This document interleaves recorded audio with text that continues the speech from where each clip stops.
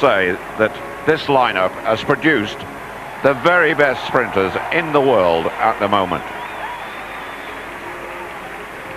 Weather conditions are going to be right for a world record, which has been predicted. We'll see. A slight headwind there was previously. Dennis Mitchell, the American champion. Mitchell is now 30, got his training companion Atta Boldon alongside him in lane 3. Mitchell is drawn in lane 4.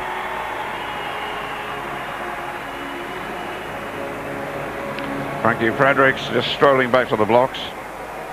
Been training with Linford Christie all winter in Australia. Actually came to see Linford run and qualify in the 3A Championships this year. They're very good friends, and they've been training together in Tallahassee with Merle Notty, who's just got a medal in the women's 100-meter final. Frankie is now 28. He goes in lane 6, or lane 5 rather. Next to him in lane 6, the world champion from Canada, Donovan Bailey. He's 28. 100 meters men. Finale du 100 mètres messieurs. Bailey, powerful. Not as tall as Christie, who I think is about the tallest man in the field. Representing the USA. So Bailey, the world champion, goes in lane number 6. In lane 7, next to him in the all green of Nigeria, Davidson Azinwa, one of the twins. He won the African Championship at 200 meters in 1988 at the age of 16, now 24. Always been promising, but now we're seeing his real talent. Linford Christie.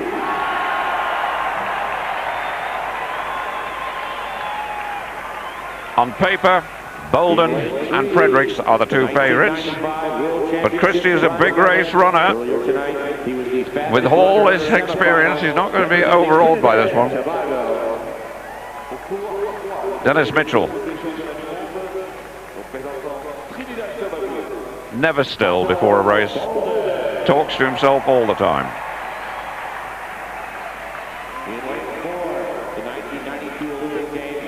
Boldon, owner of an Olympic relay gold medal representing the United States of America. To a lot of athletes this could be distracting, but Linford Christie said, well, Dennis Mitchell has never really bothered me. I don't even notice him. Frankie Fredericks, the world number 1.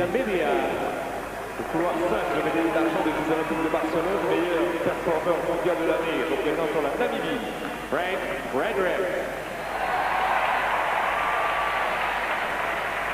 In lane 6, the reigning world champion. Drawn alongside the world champion from Canada, Donovan Bailey. Donovan Bailey.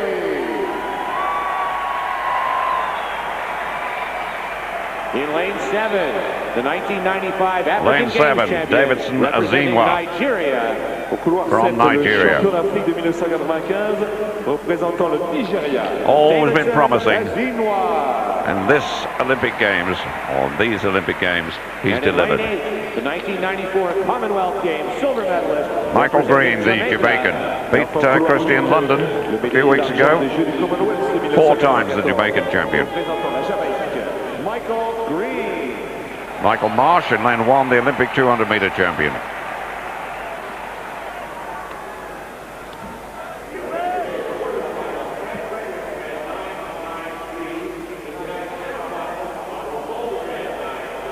Those two train together.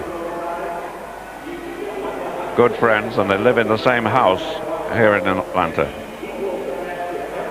Fredericks and Christie, of course, very close friends, but not for the next few seconds. Christie, for Christie, the rest don't exist. Can Linford Christie, the defending champion, produce something here which will put him on the Olympic rostrum again? It's perhaps too much to expect the goal the way Boldon and Fredericks have been travelling. He's got the world champion Donovan Bailey to contend with, but he is, of course, the reigning champion. the 100 meters Olympic final.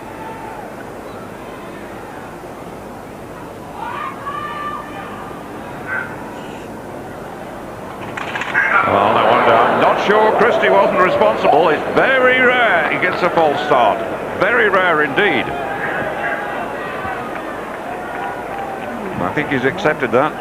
We'll see where the marksman goes.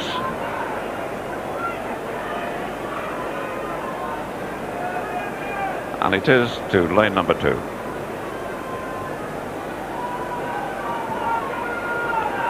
Another false start, and out he goes. It just goes to show how tense it is down there.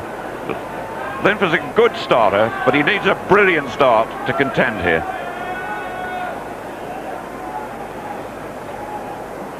The lineup again. Marsh in 1, Christie in 2, Boldon in 3, Mitchell in 4, Fredericks in 5, Bailey in 6, Azinwa 7, Green in lane 8, nearest the camera. Christie keeps the rest waiting. Can't afford a mistake this time.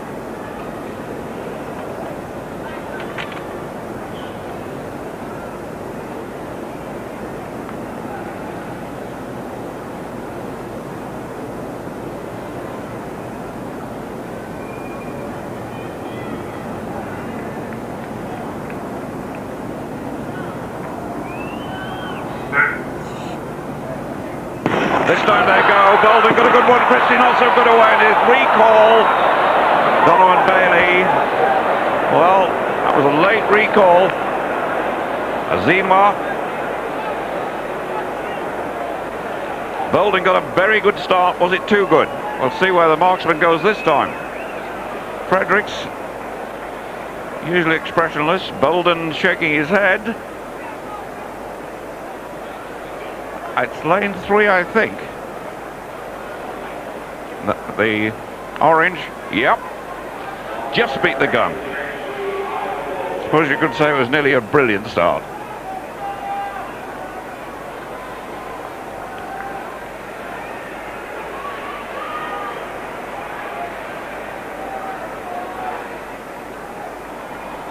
Christie organizes his mind again.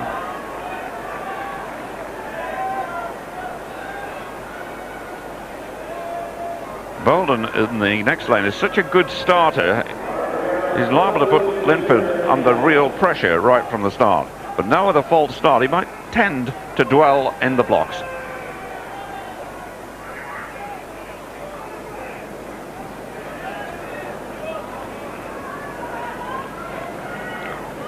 Again standing tall. Linford Christie is the last to settle.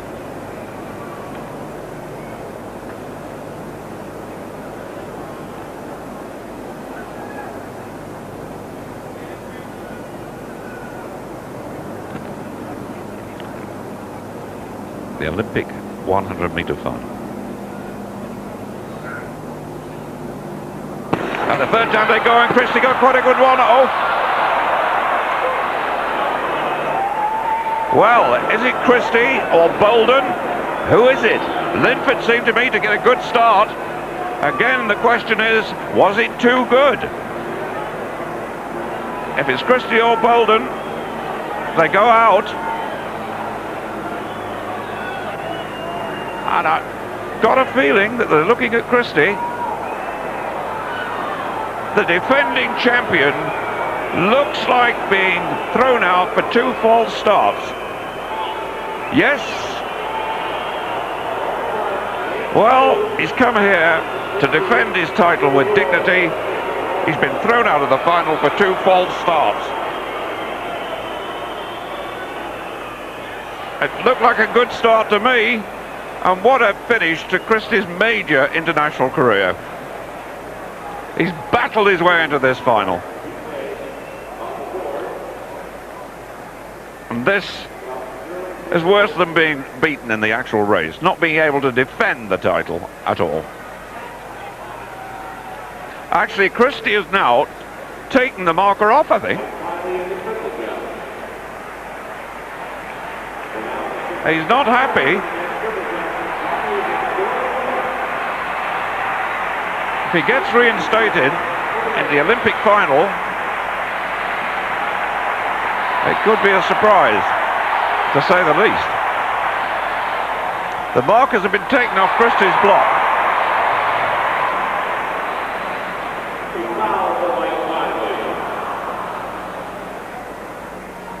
The 100 metres in the Olympic final is always dramatic, but this is a real test of nerve. Now Christie, I think, is refusing to accept this.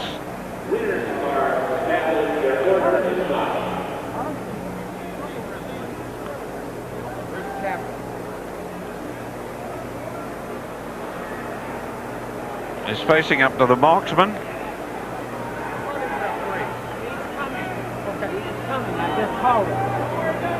The crowd has gone very quiet indeed. They're wondering what's going to happen.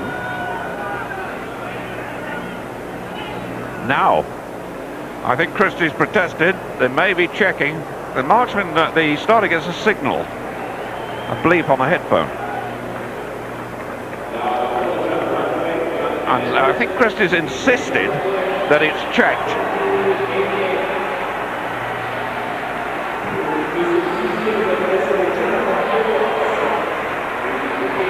Well, he's been around long enough to know his rights. But a tremendous strain on everyone. Edwards now in the triple jump, his last jump. Incredible drama for Jonathan Edwards. Come on, it's got to be long. It has to be long. But the rules are the rules, and it doesn't matter how long it is. Jonathan Edwards. Gold rush here in Atlanta is over. Well, Linford Christie has been asked to leave the arena, and the champion walks away without being able to defend the title. 2 false starts. He not only can't believe it, he simply doesn't believe it. I'm going to watch it.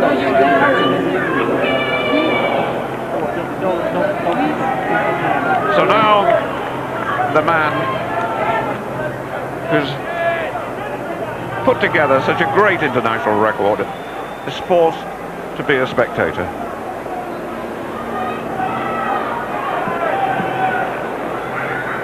Well, this has been a real test for everyone.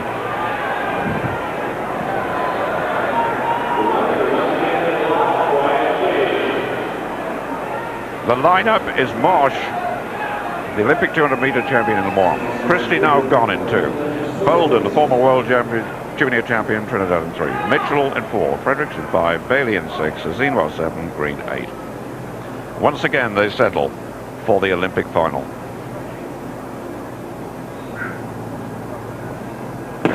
This time they get away. Bolden got away well. Also going well alongside him is Dennis Mitchell. And it's Bolden! And Bolden comes through, and Bailey! Bailey wins it. Bolden second, Fredericks third.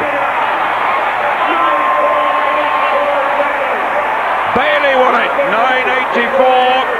9:84 is a new world record.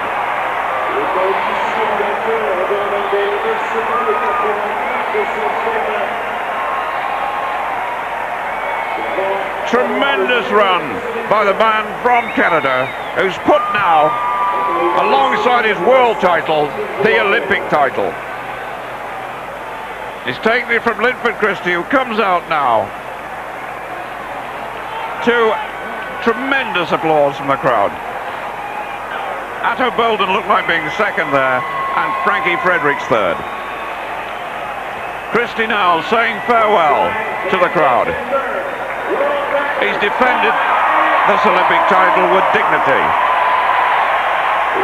And he didn't get the chance to actually compete. That's his great friend who he's trained with, Frankie Fredericks. I don't think Linford, possibly watching from the starter's end of the track, probably knows what happened.